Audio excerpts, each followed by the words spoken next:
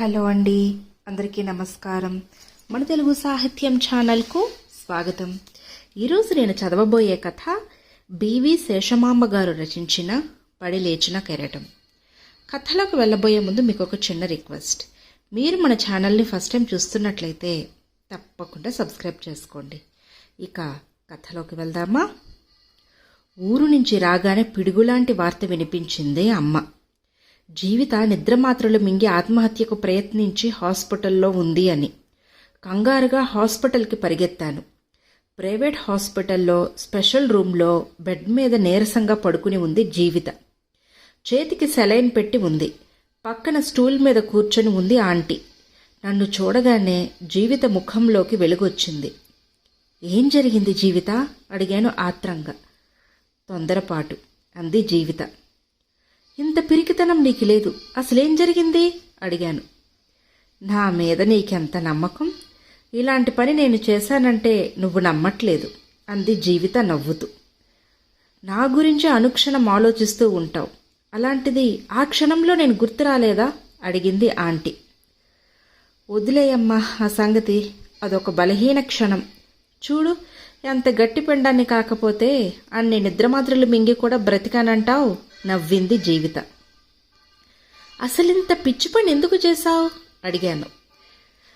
ఆకాష్ తన పేరెంట్స్ పెళ్లికి ఒప్పుకోవటం లేదు కాబట్టి నా దారి నన్ను చూసుకోమన్నాడు అంది. షాక్ అయ్యాను నేను. ఒక పోలీస్ ఇన్స్పెక్టర్ ఇంటికొచ్చి ఆకాష్ జోలికి వెళ్ళొద్దంటూ అసభ్యంగా మాట్లాడి వార్నింగ్ ఇచ్చాడు. దాంతో అప్సెట్ అయ్యాను అంది జీవిత క్లుప్తంగా. తను వివరంగా చెప్పట్లేదు, కానీ ఎంత హట్టై ఉండకపోతే ఆత్మహత్యకు ప్రయత్నిస్తుంది అనుకున్నాను. ఇది దాదాపు 1 నెల రోజులుగా నడుస్తున్న తంతు. వీళ్ళిద్దరూ 3 ఏళ్ల నుంచి ప్రేమించుకుంటున్నారు. ఆ సంగతి ఆకాష్ పేరెంట్స్కు ఆంటీకి తెలుసు. జీవిత తనకి వచ్చిన మంచి మ్యాచ్ను కూడా రిజెక్ట్ చేసింది. పెళ్లి విషయానికి వచ్చేసరికి అసలు గొడవ మొదలయ్యింది.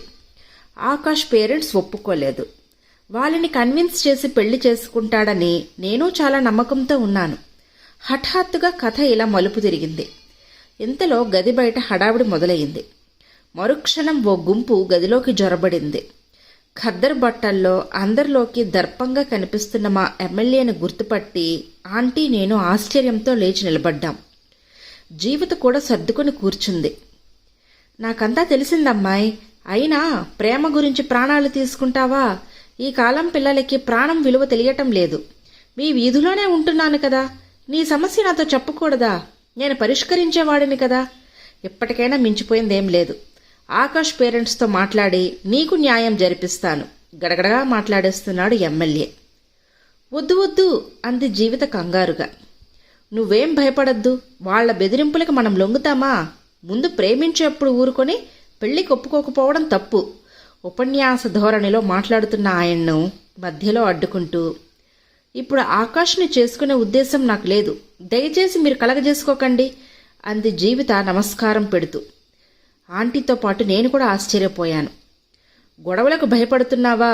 గొడవలేవీ కావు, నేను చెప్తే వాళ్ళు వినాల్సిందే అన్నాడాయన గర్వంగా. ఇంతలో డాక్టర్ రావటంతో అందరూ తప్పుకొని దారిచ్చారు. డాక్టర్ ఎమ్మెల్యేని విష్ చేశాడు.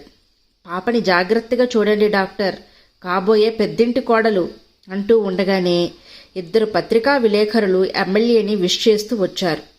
వస్తూనే ఆయన్ని జీవితను గబగబా ఫోటోలు తీశారు. జీవిత గాభరాగా ఎడం చెయ్యి ముఖానికి అడ్డు పెట్టుకుంది. ప్రాబ్లం లేదు, నేను ఆకాష్ ఫ్యామిలీతో మాట్లాడుతాను, అంతా సుఖాంతమవుతుంది అంటూ అనుచరులతో సహా బయటికి నడిచాడు. ఏంటిదంతా? అసలు వీళ్ళనెవరు రమ్మన్నారు? పెద్ద ఇష్యూ చేసి రోడ్డున పడేసేలా ఉన్నారు అంది ఆంటీ భయంగా. ఇప్పుడు ఆకాష్ని పెళ్లి చేసుకునే ఉద్దేశం లేదు బాబు అన్నా వినడే, అసలు వీళ్ళకెందుకు మధ్యన అంది జీవిత నీరసంగా. అది సరే, ఆకాష్ని పెళ్లి చేసుకోనంటావేంటి అడిగాను. అతను పెద్దవాళ్ళు ఒప్పుకోవటం లేదు కాబట్టి పెళ్లి చేసుకోను అన్నాడు. ఆ మాటతో నా మనసు విరిగిపోయింది. అతని దృష్టిలో ప్రేమకు విలువ లేదనుకుంటే అతని మీద విరక్తి కలిగింది కాబట్టి చేసుకోవాలని లేదు, ఖచ్చితంగా చెప్పింది జీవిత. నీవన్నీ తొందరపాటు నిర్ణయాలు. మరి అలా అనుకున్న దానివి ఆత్మహత్యకు ప్రయత్నించి ఇంత రభస చేయడం ఎందుకు అంది ఆంటీ కోపంగా. అమ్మా, నేను తొందరపడింది ఆ ఒక్క విషయంలో మాత్రమే అని చెప్పాను కదా అంది జీవిత. డాక్టర్ ఏమన్నారు? ఎప్పుడు డిశ్చార్జ్ చేస్తారు అడిగాను. రేపు పొద్దున్న వెళ్ళొచ్చని చెప్పారు అంది ఆంటీ. డిశ్చార్జ్ అయ్యి ఇంటికి వెళ్ళాక మళ్లీ జీవితని కలిశాడు ఎమ్మెల్యే. అడగకుండానే ధైర్యం చెప్పాడు. ఒక పోలీస్ ఇన్స్పెక్టర్ కూడా వచ్చాడు. కేసు పెడతారా, స్టేషన్కి వచ్చి కంప్లైంట్ ఇస్తారా అంటూ. ఇప్పుడేమీ ఆలోచించే పరిస్థితిలో లేమని అతన్ని పంపించేసరికి తల ప్రాణం తోకకొచ్చింది ఇద్దరికి. జీవిత, నేను, ఆకాష్ ఇంజనీరింగ్ ఒకే కాలేజీలో చదివాం. కాలేజీలోనే వాళ్ళిద్దరూ ప్రేమించుకున్నారు. ఆకాష్ వాళ్ళు ఆస్తి, పలుకుబడి, రాజకీయ అండదండలున్నవాళ్లు. జీవిత ఫాదర్ రైల్వేలో మంచి హోదాలా ఉండగా 3 ఏళ్ల క్రితం చనిపోయారు. వాళ్ళ పూర్వీకులందరూ తమిళనాడులో స్థిరపడిన వాళ్లే. జీవిత ఒక్కతే కూతురు కాబట్టి ఇద్దరినీ తమిళనాడు వచ్చేయమని తన బాబాయిలు, మావయ్యలు ఒత్తిడి చేసినా ఇంజనీరింగ్ అయిపోయాక వస్తామని వీళ్లు సమాధానపరిచారు. ఇక్కడ వాళ్ళకి చెప్పుకోదగ్గ అండదండలు లేవు. 4 రోజుల పాటు వరుసగా జీవిత గురించిన వార్తలు పేపర్లో వచ్చాయి. ఆకాష్ వాళ్ళకి ప్రతిపక్ష రాజకీయ పార్టీ సపోర్ట్ ఉండటంతో పాలకపక్ష పార్టీ తరపున ఎమ్మెల్యే గారు రంగంలోకి దిగారన్నమాట. ఆ రోజు రాత్రి 9 గంటలప్పుడు జీవిత హడావిడిగా మా ఇంటికి వచ్చింది. అర్జెంటుగా చెన్నై వెళ్తున్నాం, వెళ్ళాక ఫోన్ చేస్తానంది. ఇదేంటి ఇంత హఠాత్తుగా? రిజర్వేషన్ లేకుండా ఎలా వెళ్తారు? అసలు ఇప్పుడు ఏ ట్రైన్ ఉంది అడిగాను. ఏదో ఒకటి, రైలో బస్సో ఏది దొరికితే అది. ఇంటి తాళం నీ దగ్గరుంచు, అన్ని విషయాలు వివరంగా లెటర్ రాస్తాను, వస్తాను అంటూ వచ్చినంత వేగంగా వెళ్ళిపోయింది జీవిత. ఇంత హఠాత్తుగా ఏంటి ప్రయాణం? ఓ పక్కన ఆకాష్ ఫ్యామిలీ పెళ్లికి ఒప్పుకోవటానికి సిద్ధంగా ఉన్నట్లు వార్తలు వస్తున్నాయి. ఎమ్మెల్యే ఈ విషయాన్ని చాలా సీరియస్గా తీసుకుని డీల్ చేస్తున్నాడు. ఏమీ అర్థం కాక బుర్రంతా ఆలోచనలతో వేడెక్కిపోయింది నాకు. జీవిత వెళ్ళి వారం కావస్తోంది. ఏ ఫోను రాలేదు. ఈలోగా ఎమ్మెల్యే జీవితను గురించి ఎంక్వైరీ మొదలుపెట్టాడు. నన్ను అడిగితే నాకు తెలియదన్నాను. ఆకాష్ వాళ్ళు తల్లి కూతుళ్లను మాయం చేశారా, లేక బెదిరించి ఎటైనా పంపేశారా అంటూ రకరకాల ఊహాగానాలు మొదలయ్యాయి. ఆ రోజు పోస్ట్లో జీవిత దగ్గర నుంచి ఉత్తరం వచ్చింది. హలో ఫ్రెండ్, మేము క్షేమం. నీవెలా ఉన్నావు? అంత హఠాత్తుగా మేము ఊరు వదిలి వెళ్ళటానికి కారణం ఊహించలేక కంగారు పడి ఉంటావు కదూ. సారీ. నీలాంటి మంచి స్నేహితురాలికి చాలా టెన్షన్ పెట్టేశాను. నేను ఆకాష్ని పెళ్లి చేసుకునే ఆలోచన లేదని ముత్తుకున్నా వినకుండా ఎమ్మెల్యే దీన్నొక ఛాలెంజ్గా తీసుకుని మా పెళ్లి చేయటానికి ప్రయత్నిస్తున్నాడు. అది నాకు ప్రాణ సంకటంగా ఉంది. నేను ఆకాష్ని మనస్ఫూర్తిగా ప్రేమించిన మాట నిజం. పెళ్లి చేసుకోవాలని కూడా అనుకున్నాను. కానీ అతని పెద్దవాళ్ళు ఒప్పుకోకపోతే పెళ్లి చేసుకోలేనని అనటం మాత్రం నేను భరించలేకపోయాను. వాళ్ళని కన్విన్స్ చేసేదాకా ఆగుదామంటే ఎంతకాలమైనా ఎదురు చూసేదాన్ని. కానీ అతనికి ఆ ఉద్దేశం లేదని, వేరే పెళ్లికి రెడీ అవుతున్నాడని తెలిసాక నేను అతన్ని ఎలా చేసుకోను? నువ్వు నా వైపు నుంచి ఆలోచించు. అతన్ని రాజకీయ నాయకుల అండతో పెళ్లి చేసుకున్నా నేను సుఖంగా ఉండగలనా? వాళ్ళెవరికీ ఇష్టం లేనప్పుడు ఈ పెళ్లితో నేను బావుకునేదేముంది? కనీసం చేసుకునేవాడికి మనస్ఫూర్తిగా ఇష్టమైన పెళ్లి చేసుకొని కొంతకాలం గడిచాక మనసులు మారుతాయని సమాధానపరచగలమనో ఆశపడితే తప్పులేదు. కానీ ఇదలా కాదే. ఇంత హడావుడిగా మా పెళ్లి చేసిన తర్వాత నా జీవితానికి, సుఖానికి వీళ్ళు గ్యారంటీ ఇవ్వగలరా? ప్రేమ కథగా మొదలై రాజకీయ రంగు పులుముకొని చివరికి నా జీవితం ఏమైపోతుందో ఆలోచించు. మొగుడికి, ఇంట్లో వాళ్ళకి ఇష్టం లేకపోతే ఓ ఆడపిల్లని కడతీర్చటం ఇప్పుడు చిటికలో పని.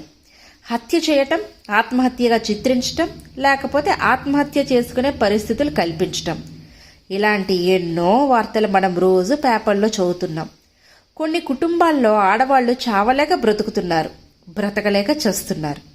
పెళ్ళయ్యాక సుఖానికి కాదు కదా, అసలు బ్రతకటానికి అవకాశం ఉంటుందా అని నా అనుమానం. అలా జరగచ్చు, జరగకపోవచ్చు. అలాగని నాకు పూర్తి నమ్మకం లేని పని చేసి రిస్క్ తీసుకోదలుచుకోలేదు. నేనెంతగానో ప్రేమించిన ఆకాష్ చేసిన మోసానికి, అతని అవకాశవాదానికి తట్టుకోలేక ఒక తొందరపాటు నిర్ణయం తీసుకున్నాను. జీవితం విలువ తెలుసుకోక అంతం చేసుకోవాలనుకున్నా దేవుడు నాకు మరో అవకాశం ఇచ్చినందుకు నేనెంతో అదృష్టవంతురాలని అనుకుంటున్నాను. నేనే లోకంగా బ్రతికే అమ్మకు దూరమై ఎంతో క్షోభ పెట్టబోయాను. తలుచుకుంటే సిగ్గనిపిస్తుంది. ఇంక నేను అక్కడికి రాకపోవచ్చు. నా వాళ్ళంతా ఇక్కడే ఉన్నారు కాబట్టి అమ్మతో పాటు ఇక్కడే సెటిల్ అయిపోతాను. మంచి ఉద్యోగం సంపాదించి జరిగినదంతా పీడకలలా మరిచిపోయేట్టు అమ్మని సుఖపడతాను. ఆ జ్ఞాపకాలకు మనుషులకు దూరంగా ఇలా వచ్చి ఇక్కడ కొత్త జీవితాన్ని ప్రారంభించే అవకాశం ఇచ్చినందుకు దేవుడికి నేనెంతో కృతజ్ఞురాలిగా ఉంటాను. నీలాంటి స్నేహితురాలికి దూరమైనందుకు బాధగా ఉన్నా ఉత్తరాలు ఫోన్ల ద్వారా టచ్లో ఉంటాను కదా అని తృప్తి పడుతున్నాను. ఉంటాను. జీవిత. ఉత్తరం చదివాక మనసులో ఉన్న బాధ అంతా కరిగిపోయి మనసు తేలికయ్యింది. ఎక్కడో అక్కడ తను సంతోషంగా సురక్షితంగా ఉంటే చాలనుకొని వెంటనే ఆల్ ది బెస్ట్ అంటూ ఉత్తరం రాయటానికి ఉపక్రమించాను. ఇదండి కథ. ఈ కథ కనుక మీకు నచ్చినట్లయితే లైక్ చేయండి, షేర్ చేయండి. అలాగే మరిన్ని ఇంట్రెస్టింగ్ కథల కోసం మన ఛానల్ను తప్పకుండా సబ్స్క్రైబ్ చేసుకోండి. Thank you.